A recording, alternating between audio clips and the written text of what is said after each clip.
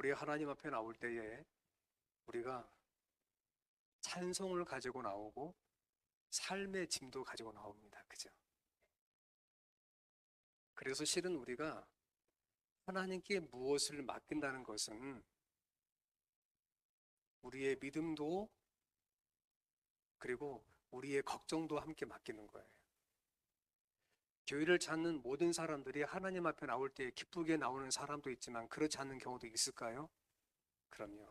그래서 그리스도인은 하나님 앞에 좋은 것도 맡기고 좋지 않는 것도 맡기고 감동도 맡기고 그렇지 않은 것도 맡기고 모든 것을 하나님 앞에 맡기는 사람이라고 할 수도 있습니다. 아름다운 찬송을 인해서 하나님께 영광이요 또 우리 회중들께는 은혜가 되어서 저도 감사합니다. 저는 지난 설교에 의해서 선악간의 싸움에서 다니엘서 3장의 역사는 어떻게 반복되는가 이 말씀을 드리겠습니다. 제가 지난 시간에 드렸던 말씀은 참된 믿음은 어느 시기에 어떻게 나타나는가. 오늘 드릴 말씀은 그렇다면 그 3장에서 나타난 그것이 마지막 때에는 어떻게 반복되는가 이 말씀을 좀 드리려고 합니다. 함께 읽어보시겠습니까? 시작. 그가 권세를 받아 그 짐승의 우상에게 생기를 주어 그 짐승의 우상으로 말하게 하고 또 짐승의 우상에게 경배하지 아니하는 자는 몇이든지 다 죽이게 하더라. 이 말씀을 제가 저 뒤에서 다니엘서 3장과 함께 연관지어서 비교하면서 말씀을 드리겠습니다. 기원전 595년 바벨론의 느부갓네살 왕은 금으로 신상을 만들었죠. 그리고 각 나라의 통치자들과 그 해당 나라의 여러 관원들을 불러 모아놓고 말했습니다. 절하라 금신상에게. 절하지 아니하면 누구든지 다 잡아다가 어디에 던지겠다? 풀무불에 던지겠다. 역사적 그 정황을 기초로 본다면 왕의 목적은 속국을 제압하고 내부의 반란의 불씨를 끄는 것이 목적이었죠. 하지만 눈에 보이는 현상 이면에는 실제 영의 세계가 따로 있습니다. 그래서 우리가 보이지 못하는 것 가운데에서도 어떤 사탄의 활동들이 있죠. 사탄은 느부갓네살 왕이 갖고 있었던 왕의 약점을 사용하여서 하나님을 신실하게 믿는 사람들을 공격하는 것이 주된 그의 목적이었죠. 다신교를 믿는 사람들에게 있어서 절하는 게 문제가 될까요? 문제가 되지 않아요. 아무런 문제가 없습니다. 이런 저런 신을 섬기는 것, 즉 잡다한 신을 섬기는 사람이 누구에게 절 한 번 더 한다고 한들 더군다나 이번 신상은 뭘로 만들었어요? 금으로 만들었잖아요. 어떤 분이 얼마 전 저한테 그래요. 목사님 한 380억짜리 금덩어리 좀 보러 가자고. 그래? 뭐 제가 태어나서 뭐 그런 걸 본 적이 없어서 뭐냐 그랬더니 한평에 가면 황금박쥐가 있는데 그게 그만큼 나간다고 해요. 물론 아직 제가 가보지는 못했지만 그것을 보기 위해서 오는 사람도 있다고 하죠. 그런데 하나님을 믿는 사드락과 메삭과 아벳느고는 그렇지가 않았다는 거죠. 3장 5절 금신상에게 절하라. 6절 절하지 아니하면 풀무불에 던지겠다. 사람들이 모든 악기 소리에 맞추어서 절을 합니다. 하지만 이 세 사람이 절하지 않습니다. 그러자 평상시에 그들을 시기하고 질투했던 갈대아 사람들이 이렇게 고발합니다. 사드락과 메삭과 아벳노고는 왕이 세워 바벨론 지방을 다스리게 하신 자연을 왕이여 이 사람들이 왕을 높이지도 않고 왕의 신들을 섬기지도 않고 더군다나 금신상에게 절하지도 아니하나이다. 이게 지금 풀무불에 던지란 말이에요? 그냥 내버려 두란 말이에요? 던지란 말이죠. 여기에서 절하다라는 원어가 경배하다 그런 뜻이에요. 이게 지금 다니엘서 3장은 아람어로 되어 있거든요. 아람어라는 단어로 되어 있는 언어로 되어 있는데 아람어와 히브리어는 알파벳이 거의 같아요. 읽을 때도 거의 비슷하게 읽혀집니다. 그 다음에 섬기다 할 때의 섬기다는 예배하다라는 뜻이에요. 그 말을 정리하자면 절하다는 말과 섬기다라는 말은 단어만 다를 뿐 뜻하는 게 같다는 거예요. 이게 다니엘서 3장에만 이 두 단어가 17번 나오는데 그 성경 원어로 신구약 성경 가운데 가장 많이 여기 나와요. 그러니까 다니엘서 3장에 주된 어떤 반복된 단어를 봤을 때의 요점은 절할 것인가 절하지 않을 것인가, 경배할 것인가 그렇지 않을 것인가의 문제였죠. 더군다나 이 3장은 어떤 중요한 패턴을 갖고 있어요. 성경을 읽다 보면. 자, 보세요. 첫 번째, 우상 숭배를 강요하니까 하나님을 믿는 사람들이 거절합니다.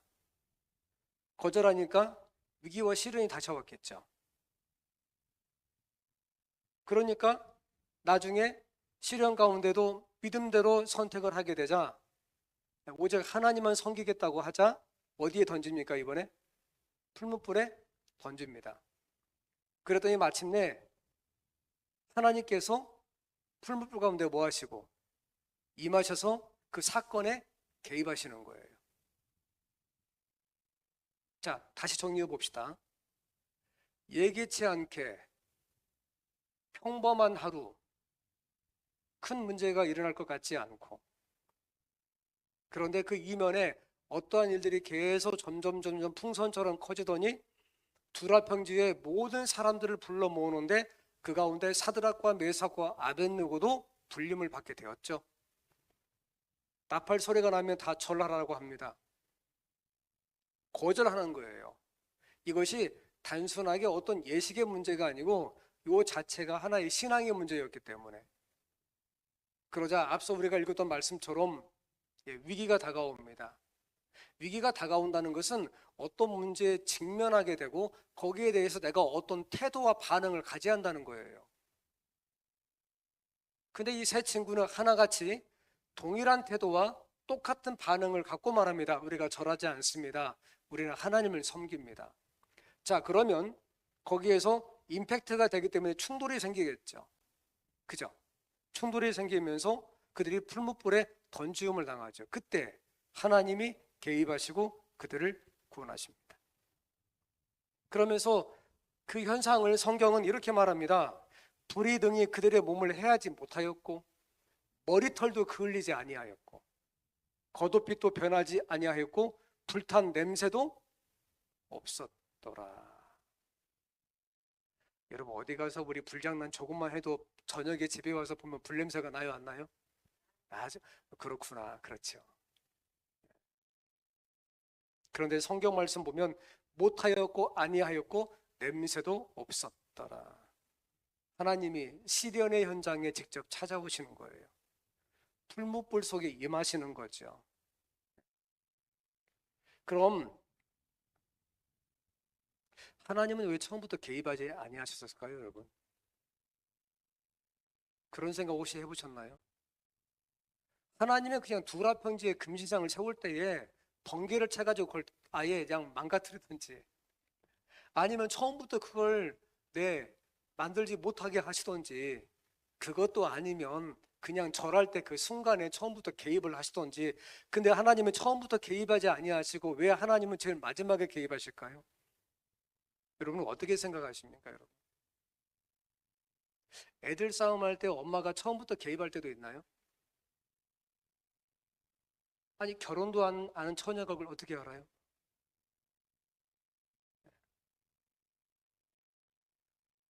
자, 좀 질문을 확대해 봅시다.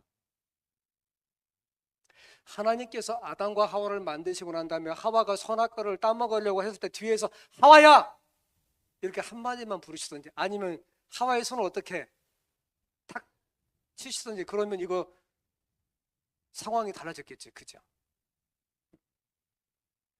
이스라엘 백성이 애굽에서 나와서 홍해바다를 건너갈 때에 하나님께서 마지막까지 기다리지 아니하시고 처음부터 그냥 바닷물을 갈라놓고 지나가게 하셨으면 될 건데, 그죠? 그들이 광야에 들어갔을 때 처음부터 그냥 물을 주시지 목말라 죽겠는데 그뿐만이 아니에요. 왜 안식일만 되면 뭐가 안 내립니까? 만나도 안 내려. 가만히 보면 하나님은 성경 역사 가운데 당신이 부르시는 사람들 가운데 처음부터 개입하지 않으신 것처럼 보입니다. 어떤 경우에 마지막에 개입하신 것처럼 느낄 때가 많이 있죠. 왜 그랬을까요, 여러분? 물론 다양한 요인이 있어요. 근데 그 가운데 가장 기본적인 세 가지를 말씀드리면, 첫 번째는 하나님은 사람을 만드실 때에 인간 스스로 생각하고 선택하고 결정하도록 만드신 거예요. 우리가 이걸 뭐라고 부르죠? 자유의지요.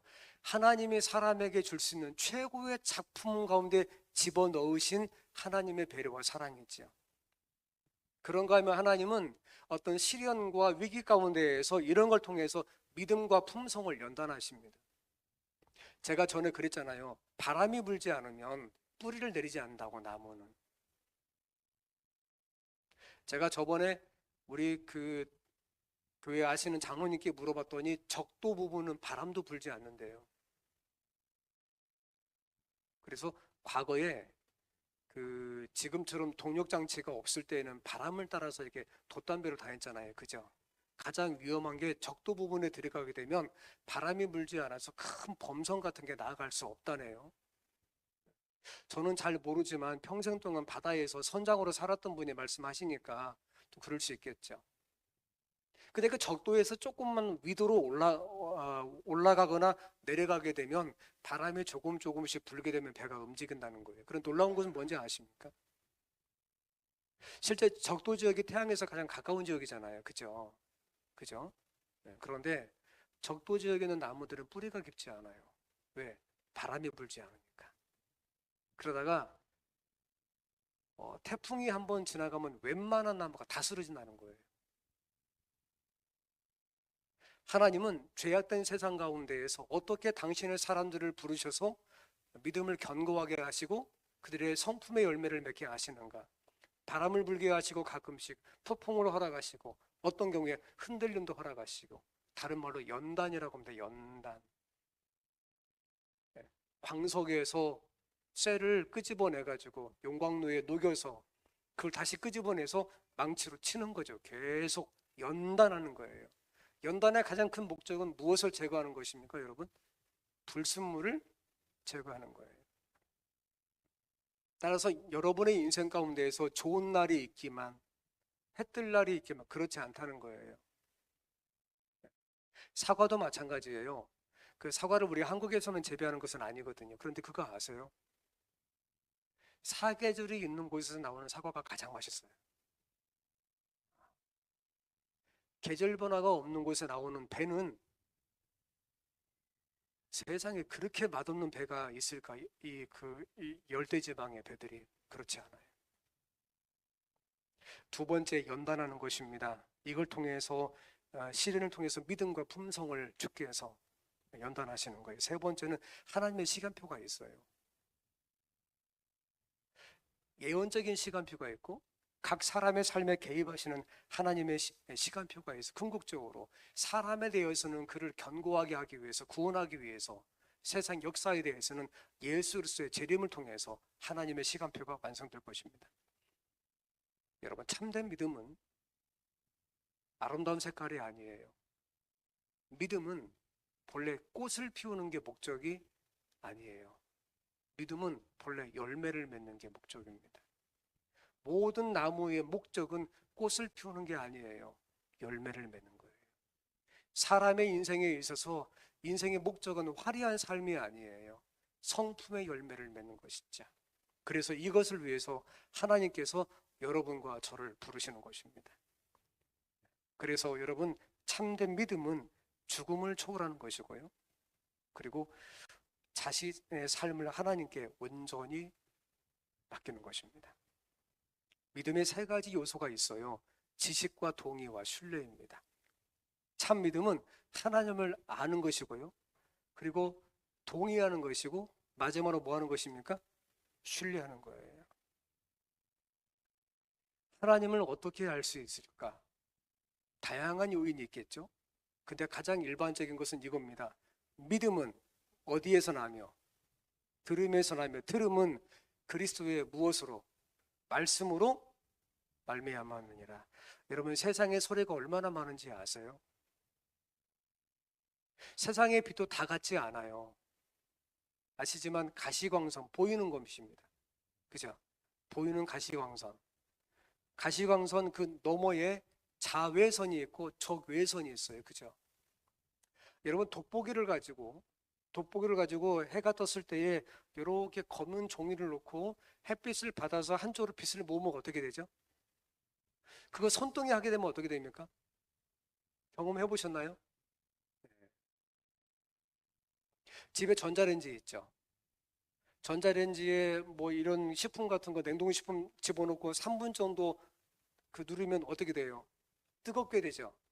근데 보세요. 전자레인지 문을 열고 그걸 꺼냈습니다. 꺼내고 나온 다음에 불과 5초만 지나면 전자레인지 안에가 뜨겁던가요? 뜨겁지 않던가요? 네? 뜨겁지 않아요. 왜 그렇죠? 그게요, 동일한 빛이에요. 빛의 종류에 따라서 달라지는 거야. 이런 것들이. 동일하게 우리의 삶에 있어서도 듣는 것도 마찬가지예요. 소리도 마찬가지입니다. 수많은 소리가 있어요. 우리가 하나님의 소리를 듣는 거예요. 말씀이죠. 보고 듣는 거예요. 기억하는 것입니다. 그러면 하나님께서 그것을 우리의 심령 가운데 기록하시게 되실 것입니다. 둘째, 동의하는 것입니다. 복음이 여러분의 생각에 충격을 가하죠. 양심을 깨우는 거예요. 따라서 신앙을 한다는 것은 감동도 있지만 어떤 경우에 고통도 있어요. 고통도. 내가 하나님을 믿지 않았더라면 이런 것들 때문에 내가 양심의 가책을 느끼지 않았을 것인데, 하나님을 믿음으로 말미암아 어디 가서 훔치지도 못하고, 그렇다고 어디 가서 다른 사람에게 함부로 말도 하지 못하고 깨우는 것이죠. 충격을 가하는 거예요. 우리의 생각을 깨트리는 것입니다. 그 가운데 하나님의 영께서 역사하시고 깨달음도 주시고 감동도 주시죠. 동의하는 것입니다. 그리고 마지막에 신뢰하는 것입니다. 보지 못하는 것을 마치 보는 것처럼 그렇게 믿는 것입니다. 가끔 제가 이런 질문을 받을 때가 간혹 있습니다. 목사님, 저는 교회를 오랫동안 다녀도 왜 이렇게 품성이 변화가 안 될까요? 내가 평생 다녀도 이거 변화가 안 되는 거 보니까 그만 다녀야 할 것만 같아요. 이런 질문을 받을 때가 간혹 있습니다. 여러분, 하나님께 온전히 맡기지 않았기 때문에 그런 것입니다. 따라서 믿음이라고 하는 것은 내가 하나님을 알고 하나님께 동의한다 할지라도 하나님의 창조주시고 우리의 구원자이시면서 하나님의 성령께서 우리 마음 가운데 역사하시면 내 삶이 변화된다는 것을 내가 동의한다 할지라도 실제 나 자신을 하나님께 드리지 아니하면, 맡기지 아니하면 믿음이 완성될 수는 없다는 것이에요. 지금 보시는 그림은 1859년 6월 30일자에 그 당시에 신문에 나왔던 사진을 제가 캡처한 건데요. 저기 보면 어느 한 사람의 강 위에 그 줄이 있고 줄 위에서 그 대나무 같은 이것을 들고 이렇게 강을 건너고 있어요. 저 강이 여러분이 알고 있는 나이아가라 폭포 바로 밑에 있는 나이아가라 강입니다. 18km짜리 장대를 갈고 균형을 맞추면서 세계에서 최초로 찰스 블론딘이라는 이 고개사가 나이아가라 강을 건너고 있습니다. 그런데 저 고개사가 저 강을 건널 때에 그냥 건너지 아니하고 실은 미국은 신문에 대서특필을 했다고 그래요.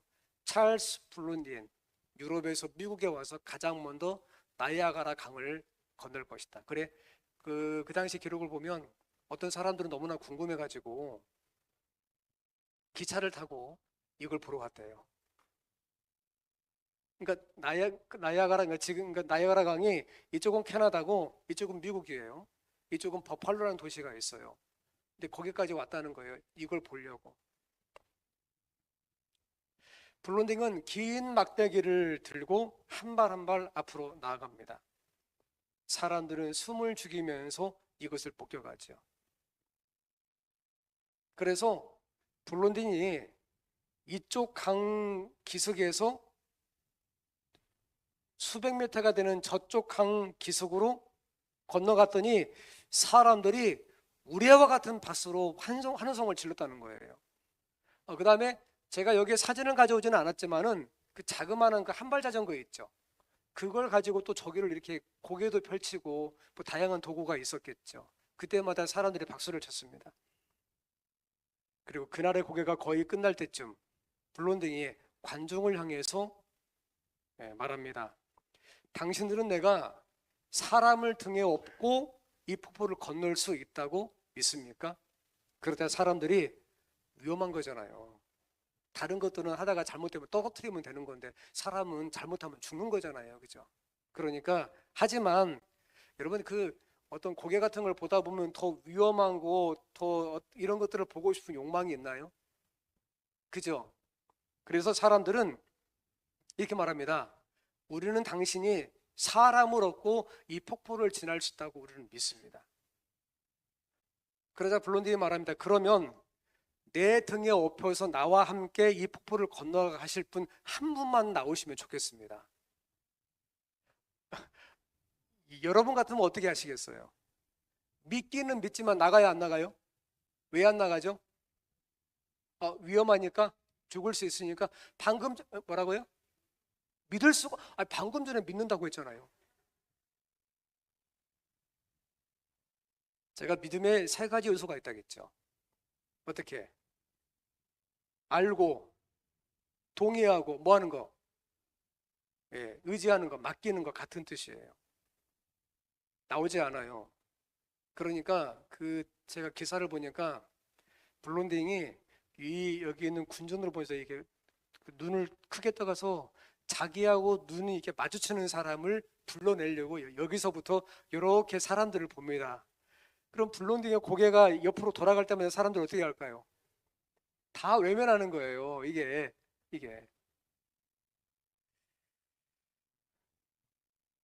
그때 블론딩이 그 군중 가운데 있는 한 사람에게 물었습니다. 당신은 내가 당신을 업고 요 강을 저 줄을 타면서 건널 수 있다고 당신은 믿습니까? 그러자 그 사람이 저 군중 가운데 이렇게 말했습니다. 나는 확실하게 믿습니다. 그게 나왔어요. 실제 이렇게 등에 업고 흑백 사진이죠. 건넜어요. 건너는 장면이죠. 이 사람이 해리 콜커트라는 사람이에요. 해리 콜커트 누구냐면 블룬딩과 가장 가까이 있으면서 그가 수없이 고개를 한 걸 확인했던 매니저이면서 인생의 동역자였어요. 수많은 사람들이 있었어요. 믿지만 실제 선택의 순간이 다가왔을 때 믿지는 못하는 거죠. 따라서 믿음이라고 하는 것은 내가 하나님을 얼마만큼 아는가, 그리고 하나님의 말씀이 내 생각에 충격을 가고 난 이후에 내가 얼마나 동의하는가, 그 다음에 정말로 내가 내 인생을 온전히 하나님 앞에 맡길 수 있는가에 의해서 믿음이 완성되는 거예요. 다니엘서 3장의 사드락과 메삭과 아벳노고는 믿습니다 이런 게 아니었다고요. 그리 아니하실지라도 우리가 왕이 세우신 신상에게 절하지 아니하겠다는 것, 그들은 하나님께 보이지 못하는 그 영역까지 온전히 맡겼던 것이죠. 그리고 영감의 기별은 이 부분을 이렇게 정리합니다. 역사는 어떻게 반복될 것이다. 역사는 반복될 것이다. 거짓 종교가 높음을 받게 될 것이다. 성경은 어느 한 패턴이, 방금 제가 보여드린 이런 패턴이 계속 반복되는데 여러분의 삶에서도 이것이 반복되는 거예요. 따라서 믿음이라고 하는 것은 다른 관점에서 보면 지속적인 선택의 반복이라고 할 수도 있겠죠. 반복되는 역사 가운데 예수님께서 마지막 때의 징조를 말씀하시면서 마태복음 24장에만 7가지, 다른 것까지 포함한 크게 11개의 징조를 말씀하시거든요. 그런데 여러분, 예수님께서 마태복음 24장에서 가장 많이 말씀하신 징조가 뭔지 아세요? 전쟁도 아니고 기근도 아니고 다른 것도 아니에요. 마태복음 24장에서 예수님은 징조를 다 한 번씩 말씀하셨거든요. 그런데 한 가지 징조만 4번 말씀하셨어요. 그게 뭐냐면 이겁니다. 너희가 사람의 미혹을 받지 않도록 뭐하라? 주의하라. 미혹이 뭐죠? 미혹이? 마음을 흔들어서 길을 잃게 만드는 거예요. 방황하는 거예요. 하나님을 향해서 가지 못하도록 자꾸 어떤 다른 것을 통해서 다른 길로 가게 하는 것이죠. 하지만 재림의 징조 가운데에서 다른 것들은 한 번씩만 말씀하셨고 이것을 4번 말씀하시면서 강조하시지만 그렇다고 해서 이것이 재림의 가장 결정적인 증거는 아니에요. 다시 말씀드리면 마지막 때가 이르렀다는 가장 강력한 증거는 4번 말씀하셨음에도 불구하고 이것은 아니에요. 우리는 다른 성경의 도움을 좀 받을 필요가 있어요. 누가 어떻게 하여도 너희가 미혹되지 말라. 반복되죠? 먼저 배교하는 일이 있고 저 불법의 사람 곧 멸망의 아들이 나타나기 전에는 그날에 이르지 아니하리니 그는 대적하는 자라. 신이라 불리는 모든 것과 숭배함을 받는 것에 대항하여 그 위에 자기를 높이고 하나님의 성전에 앉아서 자기를 누구라고? 하나님이라고 내세우니라. 먼저 배교하는 일이 있고 불법의 사람 곧 멸망의 아들이 나타난다는 거예요. 그런데 불법의 사람을 이 짧은 성경은 4가지로 정의했어요. 보시게 되면 대적하는 거예요. 하나님을 모든 숭배받는 것보다 자기를 높이는 것이죠. 하나님의 성전에 하나님의 계셔야 되는데 하나님의 성전에 하나님 대신 자기를 앉히는 겁니다. 그리고 제일 마지막에 말합니다. 내가 누구라고? 하나님이라. 그래서 저는 이제 오늘 성경절로 돌아가기를 원합니다. 그가 권세를 받아 그 짐승의 우상에게 생기를 주어 그 짐승의 우상으로 말하게 하고 또 짐승의 우상에게 경배하지 아니하는 자는 몇이든지 다 죽이게 하더라. 예언을 해석하면 계시록 13장은 크게 2문단으로 정리가 됩니다. 첫 번째 문단은 바다에서 올라오는 짐승, 그리고 2번째 문단은 땅에서 올라오는 짐승입니다. 바다에서 올라오는 짐승을 우리가 해석해 보면 이것은 중세 법안권을 이어받은 교황권이라고 말할 수가 있고, 땅에서 올라오는 짐승은 바다와 반대 개념으로 종교 자유를 가지고 형성된 미국이라고 우리가 말할 수가 있겠습니다. 그리고 마지막 때가 되면 짐승이 배교한 개신교에게 생기를 준다고 예언을 해석하고 있습니다. 그리고 짐승의 우상에게 경배하게 하는 것은 결과적으로 짐승의 우상, 여기서 우상 에이크나는 헬라어 단어인데 짐승은 아니지만 짐승과 거의 비슷한 것, 짐승이 하던 일을 대행하는 것, 이것은 결과적으로 하나님의 날이 아닌 다른 날 준수하는 것으로 나타나게 될 것입니다. 이것이 먼저 데살로니가후서 2장 3절에서 말씀하고 있는 배교하는 일이 되겠죠. 이것이 마지막 때의 가장 큰 징조 가운데 하나입니다. 다시 정리해 봅시다. 다니엘 3장과 13장은 반복된 역사 가운데 모든 것이 일치하죠. 금신상을 만들었더니 짐승의 우상을 만들었어요. 마지막 때에 금신상에게 절하라고 했더니 이쪽에는 짐승의 우상에게 경배하라는 거예요. 제가 앞서 그랬죠. 절하다 이 말이 경배하다와 같은 뜻이라고, 그렇죠? 예. 그리고 절하지 아니하는 자가 있는데 글쎄 13장에도 경배하지 아니하는 자가 있다고 말하고 있고, 마지막으로 절하지 아니하면 풀무불에 던져서 어떻게 놓겠다는 거잖아요. 이것을 13장은 몇 명이든지 다 어떻게 죽인다는 거예요. 자, 그러면 봅시다. 다니엘서 3장에서 위기의 때에 그들이 모든 것을 하나님께 맡기는 죽음을 초월한 믿음의 선택을 하고 난 이후에 다니엘 3장 후반부를 읽어보면 풀무불에 누가 임하십니까? 하나님, 예수께서 인성을 띠시고 거기에 임하셨는데, 제가 아까 말씀드렸던 것처럼 불탄 냄새도 있었다 없었다? 없었어요. 동일하게 마지막 때에, 위기의 때가 올 때에 동일하게 믿음의 선택을 하게 되면 우리가 가지고 있는 합리적 이성의 눈을 통해서 보지 못하는 것들까지도 하나님 앞에 맡기게 되면 그 가운데 누가 임하십니까? 예수께서 임하실 것입니다. 이것을 우리는 예수 그리스도의 재림이라고 말하지요. 일상적으로 일하는 날이요, 그 어떤 신성성도 갖지 못한 주일 중 첫째 날이 바벨론의 신상, 다니엘서 3장을 말하는 거죠.